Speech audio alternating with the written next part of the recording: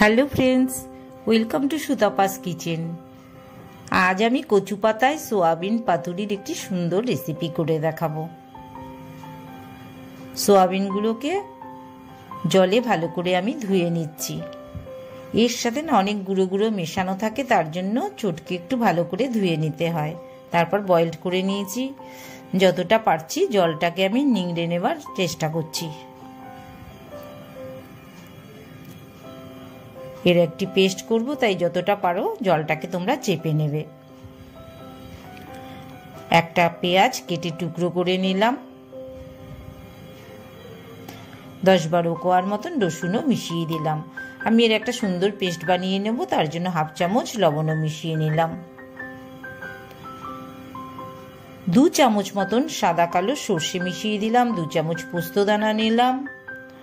বেশ কয়েকটা গোলমরিচ নিলাম একটু ঝাঁঝ করার জন্য। 7-8টা লঙ্কা, কাঁচা লঙ্কাও নিয়ে নিলাম। লঙ্কাটা তোমরা পরিমাণ মতন নেবে, তবে পাতুরি রান্নাতে একটু ঝাল হলে ভালোই লাগে খেতে। একটু জল মিশিয়ে মিনিট 10 ভিজিয়ে রাখছি। 1/2 চামচ লবণ মিশিয়ে নিলাম। এই যে পেস্টটা, যে সর্ষে পোস্তর পেস্ট হয়েছে, তার সাথে 1 চামচ কাঁচা সর্ষের তেল মিশিয়ে নিলাম। সর্ষের সাথে কাঁচা সর্ষের তেল খুবই সুস্বাদু হয় খেতে। এদিকে সোয়াবিনেরও আমি পেস্ট করে নিয়েছি। একটা বোলের মধ্যে সোয়াবিন পেস্টটা নিয়ে নিচ্ছি।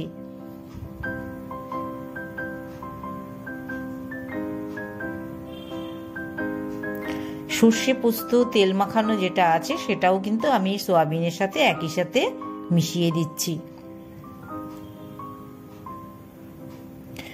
এদিকে কচু পাতাগুলোকে জলে ভালো করে ধুয়ে রেডি করে নিয়েছি। দেখো, আমি একটা দুধমান কচুর পাতা তোমাদের দেখিয়ে দিচ্ছি। 3 দিকে 3টি এরকম শিরের মতন থাকে। এই পাতাগুলো কিন্তু খুব ভালো হয়, খেতেও গলা ধরবে না। আর তো দেখতেই পাচ্ছ ভীষণ কচি নরম পাতা, তবে আরেকটু বড় পাতা নিলে করতে সুবিধে হতো। এই সোয়া পেস্টটার সঙ্গে আমি 1/2 চামচের মতন তেল মিশিয়ে নিলাম। চিংড়িগুলোর সাথে 1/2 চামচ লবণ, একটু হলুদ, একটু তেল মিশিয়ে নিচ্ছি। 2টো কচু পাতায় এভাবে দুদিকে দুমুখো করে রাখবে।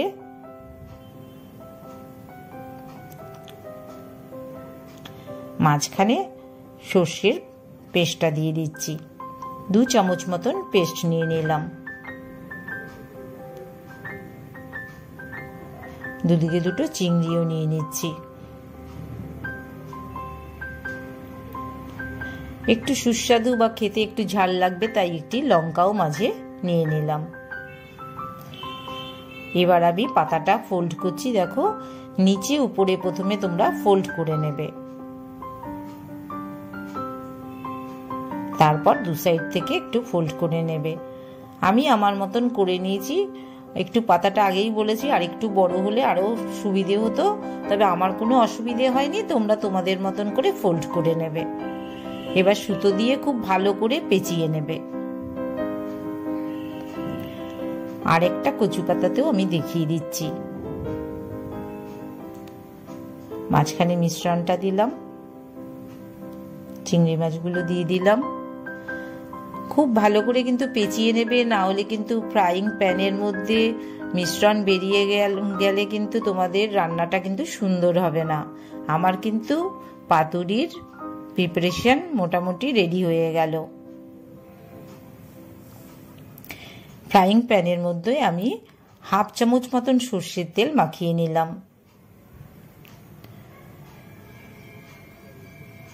এবার কচু পাতার এই পাতুরিগুলো পরপর প্যানের মধ্যে দিয়ে দিচ্ছি।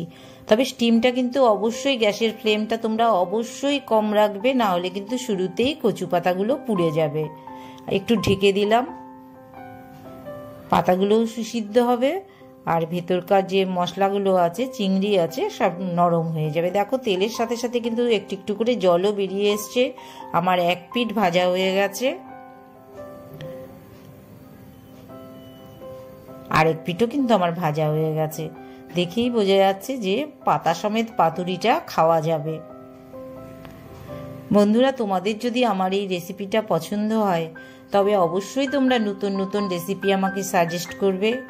আর সুতপাস কিচেন তোমরা কিন্তু অবশ্যই সাবস্ক্রাইব করবে।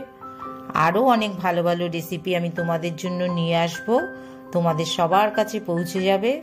আর গরম ভাতের সাথে তোমরা সবাই একবার করে খেয়ে দেখো, অপূর্ব লাগবে। লাইক শেয়ার কিন্তু অবশ্যই করো।